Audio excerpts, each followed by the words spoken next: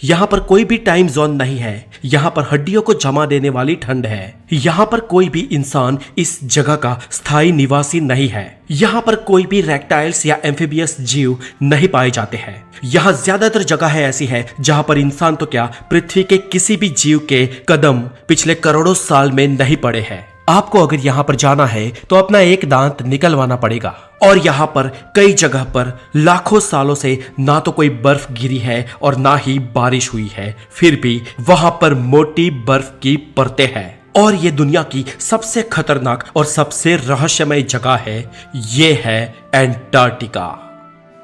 Antarctica ये पृथ्वी के छोर पर नीचे दक्षिण में बसा एक महाखंड है। 140 लाख स्क्वायर किलोमीटर में फैला ये महाखंड एशिया, अफ्रीका, नॉर्थ अमेरिका और साउथ अमेरिका के बाद दुनिया का 5वां सबसे बड़ा महाद्वीप है। विस्तार में तो ये यूरोप से 1.5 गुना और भारत से 4.5 गुना ज्यादा बड़ा है। यहाँ पर दोस्तों अगर आप जाओगे तो आपको ये लगेगा कि आप पृथ्वी पर नहीं लेकिन किसी और प्लेनेट पे हो। ये विश्व की सबसे ठंडी, शुष्क और तेज हवाओं वाली जगह है। यहाँ पर हड्डियों तक को जमा देने वाली ठंड है और चारों ओर जहां तक आपकी नजर जाएगी आपको सिर्फ बर्फ की चादर ही नजर आएगी।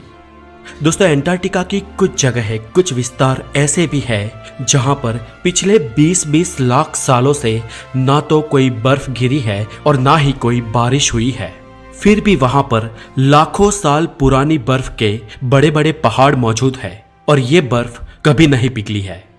एंटार्क्टिका में मौजूद ये जगह पृथ्वी पर की सबसे शुष्क जगह है और इसीलिए इसे ड्राई वैली भी कहा जाता है। आज हमारी पृथ्वी पर कोई भी देश या कोई भी छोटा सा रिमोट एरिया भी ऐसा नहीं है जहां पर मानव बस्ती ना रहती हो। लेकिन दोस्तों एंटार्क्टिका इसमें अपवाद है।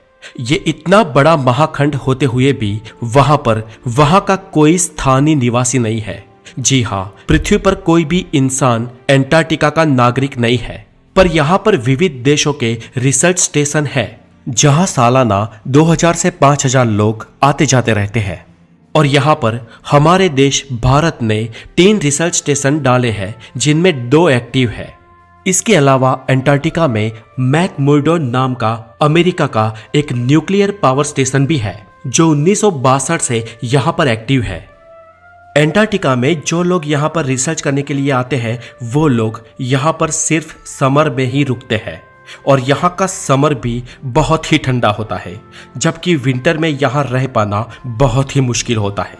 और यहाँ पर आने वाले हर एक इंसान का मेडिकल चेकअप होता है जिसमें डेंटल चेकअप में ये सुनिश्चित किया जाता है कि यहाँ आने वाले प्रत्येक इंसान की विजडम टीथ निकाल देनी ही पड़ेगी, यानी कि यहाँ आने वाले प्रत्येक इंसान का विजडम टीथ रिमूव करने के बाद ही उसे यहाँ आने की परमिशन मिलती है।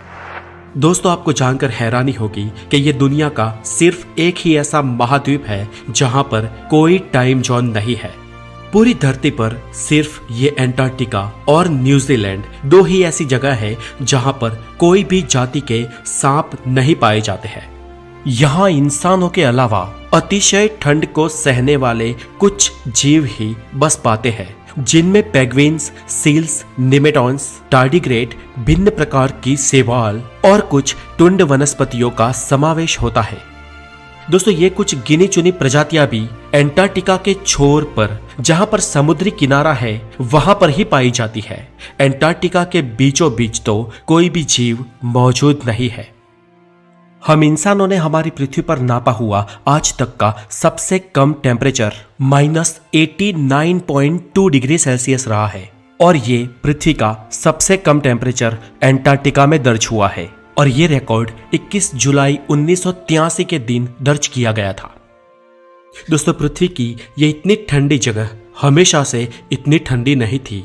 जी हाँ दोस्तों, आपको ये जानकर हैरानी होगी कि ये खंड करीब 53 लाख साल पहले बहुत ही गर्म हुआ करता था और जहां का तापमान हमेशा 20 डिग्री सेल्सियस से ऊपर ही रहता था और वहां पर खजूर के पेड़ भी उगते थे। लेकिन जाहिर सी बात है कि उस समय उसका भूभाग पृथ्वी के इतने दक्षिणी छोर पर नहीं था। हमारी पृथ्वी की प्लेट्स में सतत बदलाव आते रहते हैं और पृथ्वी की प्लेट्स के सतत सरकने से आज एंटार्क्टिका पृथ्वी के दक्षिणतम भूभाग में स्थित हुआ है। लाखों सालों से हो रही इन भौगोलिक गतिविधियों के कारण पृथ्वी के कई महाद्वीप और देश एक दूसरे से अलग हुए हैं, तो कई महाद्वीप एक दूसरे से जुड़े भी हैं। यूं मानो कि एंटार्क्टिका एक बर्फ का रेगिस्तान है और यहाँ पर बर्फ की 1.5 से 2 किलोमीटर मोटी चादर पूरे खंड पर छाई हुई है और यहाँ पर पूरी पृथ्वी का 90% पानी बर्फ के रूप में मौजूद है। जी हाँ दोस्तों, यानी कि 90% पानी सिर्फ एंटार्क्टिका में है और सिर्फ 10% पानी ही बाकी की पूरी पृथ्वी पर है। यानी कि महासागर, नदियां, बारिश के रूप में पानी, नॉर्थ पोल और पूरी पृथ्वी पर जितनी भी झीलें हैं वो सिर्फ एंटार्क्टिका पे बर्फ के रूप में पानी का 10% ही है। अब सोचो दोस्तों कि यहाँ की अगर सारी बर्फ पिघल जाए तो पृथ्वी का क्या हाल होगा। दोस्तों, अगर किसी कारण ऐसा होता है तो पृथ्वी पर 200 फीट तक सी लेवल बढ़ जाएगा और यूं मानो कि लगभग पूरी मानव सभ्यता समाप्त हो जाएगी। दोस्तों, आपको ये बात जानकर भी हैरानी होगी कि एंटार्क्टिका में कुछ लोगों ने जन्म भी लिया है। जी हाँ दोस्तों, एमेलियो प्लामा नाम का एक शख्स दुनिया का पहला ऐसा व्यक्ति था जो पृथ्वी के इस दक्षिणतम छोर में जन्मा था। एमेलियो का जन्म एंटार्क्टिका में 7 जनवरी 1978 के दिन हुआ था। और दोस्तों, वास्तव में ऐसी बात है कि एमेलियो की माता अर्जेंटीना से थी और ये अर्जेंटीना द्वारा एंटार्क्टिका को खुद का हिस्सा बनाने का एक प्रयास था और इसीलिए अर्जेंटीना ने अपने देश की एक गर्भवती औरत को एंटार्क्टिका भेजा था। पर दोस्तों, एंटार्क्टिका किसी कंट्री के अंतर्गत ना तो आज तक हुआ है और ना ही वो होगा। वो एक सार्वजनिक जगह है। यहाँ पे ना तो कोई शहर है, ना तो कोई देश है, ना तो कोई गवर्नमेंट है, ना ही कोई गवर्नर है। और यहाँ पर जो लोग जाते हैं वो भी रिसर्च पर्पस और साइंटिफिक तरीकों के साथ जाते हैं। हालांकि फिर भी एंटार्क्टिका में आज तक कुल 11 लोगों का जन्म हुआ है और इन 11 में से किसी की भी डिलीवरी के दौरान या फिर एज एन इन्फेंट डेथ नहीं हुई है। यानी कि बाल मृत्यु का रेशियो एंटार्क्टिका में 0% है।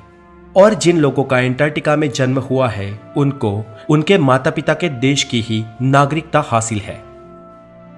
दोस्तों, ये स्थान कई सारे रहस्यों से भी घिरा है। कई सारे वैज्ञानिकों का ये दावा है कि इस स्थान पर भूतकाल में अति विकसित सभ्यताएं पनपी होगी। ग्रीक दर्शनार्थी प्लूटो ने भी, जो कि सोक्रेटिस का शिष्य था, उसने करीब 2000 साल पहले एंटार्क्टिका की मानव सभ्यताएं और उसके संहार होने का वृतांत लिखा है, जो हमारे लिए चौंका देने वाला था, क्योंकि हम ये मानते थे कि एंटार्क्टिका में जीवन संभव ही नहीं है। और इसीलिए ये जानकारी के बाद कुछ रोमांचक मनुष्यों ने एंटार्क्टिका के जीवन के अवशेषों पर रिसर्च करना शुरू किया और वहां पर जाकर खोजबीन की, तो कुछ अवशेष और तथ्य जो सामने आए वो प्लेटो के अनुमान से हूबहू मिलते जुलते थे। इस पर कुछ वैज्ञानिकों का ये भी कहना है कि हो सकता है कि सालों पहले हमारी ही कुछ पौराणिक सभ्यताओं के लोग उस समय इस जगह पर पहुंचे हो। सच आखिर कुछ भी हो, लेकिन आज तक यहाँ पर इस पर रिसर्च हो रहे हैं और आगे भी एंटार्क्टिका के कई सारे रहस्यों से पर्दा उठने वाला है। तो दोस्तों, आज के लिए इतना ही। ये वीडियो आपको अगर अच्छी लगी हो तो लाइक करें और अगर इसके बारे में कोई भी सुझाव है तो हमें कमेंट्स जरूर करें और अगर आप हमारे चैनल पर नए हैं तो द नॉलेज को जरूर सब्सक्राइब करें और बहुत सारा ध्यान रखें। Have a good day, take care.